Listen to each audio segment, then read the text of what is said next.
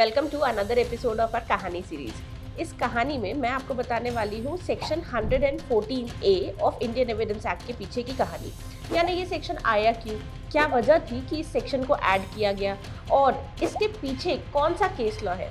So welcome to judiciary gold. मेरा नाम है अर्पिता और आज की कहानी में हम डिस्कस करेंगे Tukaram versus state of Maharashtra.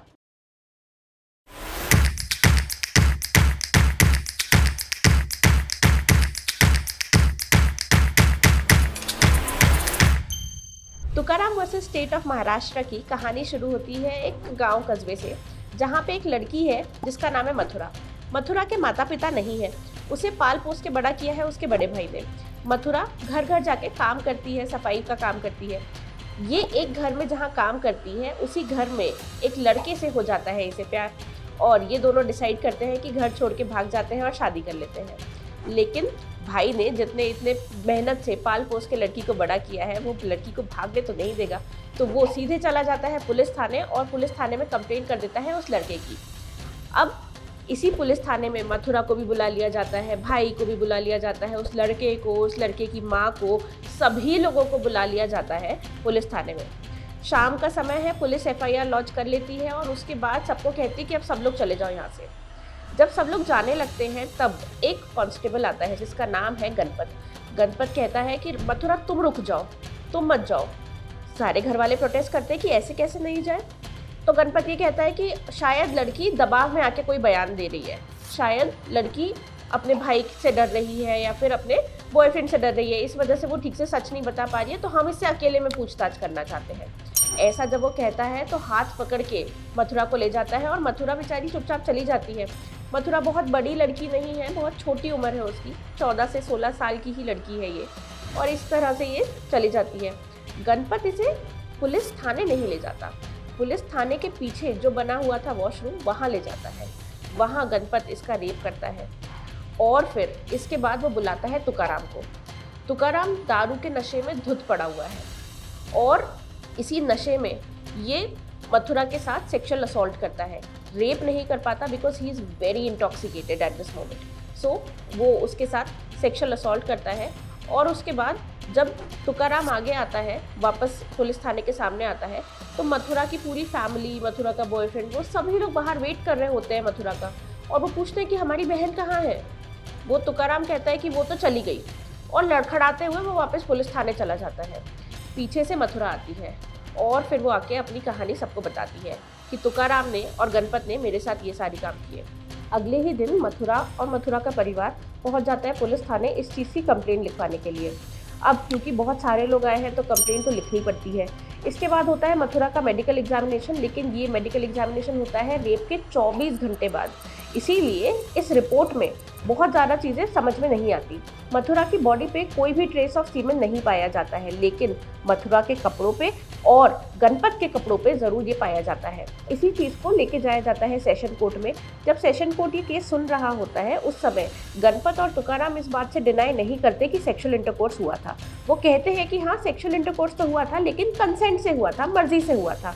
ये लड़की खुद ही हमें प्रोवोक कर रही थी, खुद ही हमें सिड्यूस कर रही थी ताकि हम इसके साथ सेक्सुअल इंटरकोर्स करें। इसके लिए वो जो कहते हैं, वो जो सबूत देते हैं वो ये होता है कि अगर लड़की का कंसेंट नहीं होता तो जाहिर सी बात है लड़की की बॉडी पे कोई ना कोई इंजरी के मार्क्स तो होते, कहीं ना कहीं उसने कुछ ना कुछ स्ट्रगल तो किया होता, और अगर उसने स्ट्रगल किया होता तो उसकी बॉडी पे कोई इंजरी मार्क होता, लेकिन उसकी बॉडी पे कोई इंजरी मार्क नहीं था।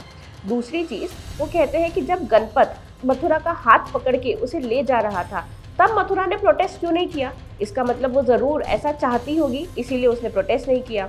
इन सारी ही बातों को सेशन कोर्ट मान लेता है और वो कहता है कि हाँ, यहाँ पे तो कंसेंट लग रहा है, समझ में आ रहा है कि कंसेंट था, और इसीलिए वो इन दोनों को ही एक्विट कर देता है।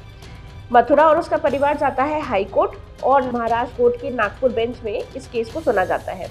इस केस में यही फैक्ट्स पे हाई कोर्ट ये जजमेंट देता है कि सिर्फ प्रोटेस्ट ना करना डज नॉट मीन कि कंसेंट था।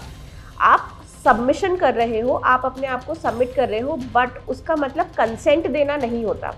दूसरी चीज़, जो हाथ पकड़ के ले जाने वाली बात थी, मथुरा एक बहुत छोटी लड़की थी। जिस समय की ये बात है उस समय अंधेरा बहुत हो चुका था, मथुरा को नहीं पता था कि उसके साथ क्या होने वाला है, इसीलिए उसने प्रोटेस्ट नहीं किया। और प्रोटेस्ट नहीं किया इसका मतलब ये तो नहीं कि उसने कंसेंट दे दिया। ये केस फिर से चैलेंज होता है सुप्रीम कोर्ट में, और सुप्रीम कोर्ट में जब ये केस सुना जाता है तब सुप्रीम कोर्ट सेशन कोर्ट से इस चीज़ को रिलेट करता है और कहता है कि हाँ, सेशन कोर्ट ने जो जजमेंट दिया था वो ठीक था, कंसेंट तो यहाँ पे लग रहा है कि लड़की का होगा, तभी उसने प्रोटेस्ट नहीं किया, तभी उसकी बॉडी पे इंजरी मार्क्स नहीं थे और तभी वो गणपत के साथ चुपचाप चली गई होगी। यहाँ पे सुप्रीम कोर्ट ने भी गणपत और तुकाराम को बरी कर दिया। अब जब ये केस का जजमेंट आया उसके बाद पूरे ही देश में इस चीज़ को लेके प्रोटेस्ट शुरू हो गए कि सुप्रीम कोर्ट ऐसा जजमेंट कैसे दे सकता है। बहुत सारे एमिनेंट लॉ प्रोफेसर्स ने सुप्रीम कोर्ट को एक लेटर लिखा, जिस लेटर में प्रोफेसर उपेंद्र बख्शी भी थे। इस लेटर में प्रोफेसर उपेंद्र बख्शी ने ये लिखा कि आप कंसेंट को सबमिशन से कंपेयर नहीं कर सकते। जस्ट बिकॉज एक लड़की डरी हुई थी, उसने प्रोटेस्ट नहीं किया, उसने स्ट्रगल नहीं किया, दैट डज नॉट मीन कि उसका कंसेंट था, दैट डज नॉट मीन कि उसने हाँ करा था उस सेक्शुअल इंटरकोर्स के लिए। यही लेटर को पार्लियामेंट ने एंटरटेन किया और पार्लियामेंट ने इसी लेटर के बेसिस पे एक बहुत ही अच्छा लॉ लेकर आए, जो कि है section 114A of Indian evidence act. Section 114A of Indian evidence act ये कहता है कि जहाँ कहीं भी कस्टोडियल रेप के केसेस हैं और ये प्रूव हो जाता है कि सेक्शुअल इंटरकोर्स हुआ है, वहाँ पे कोर्ट ये प्रिज्यूम करेगा कि कंसेंट नहीं था। अगर लड़की कह रही है कि कंसेंट नहीं था तो कोर्ट भी यही प्रिज्यूम करेगा कि कंसेंट नहीं था। यहाँ पे बर्डन ऑफ प्रूफ अक्यूज्ड के ऊपर होगा कि उसे प्रूव करना पड़ेगा कि कंसेंट था। इसी केस में आपने एक चीज़ नोटिस की होगी कि मैं यहाँ पे बार बार मथुरा का नाम ले रही हूँ। तो मथुरा का नाम क्यों ले रही हूँ, जबकि आप तो ये जानते हैं कि सेक्शन 228A ऑफ IPC हमें मना करता है कि किसी भी प्रोसिक्यूशन ऑफ रेप में प्रोसिक्यूटर्स का नाम आइडेंटिफाई नहीं किया जाएगा, उसका नाम नहीं लिया जाएगा, उसकी आइडेंटिटी डिस्क्लोज नहीं करी जाएगी। तो ये जो सेक्शन है 228A ऑफ IPC, ये सेक्शन भी इसी केस के बाद ऐड हुआ था।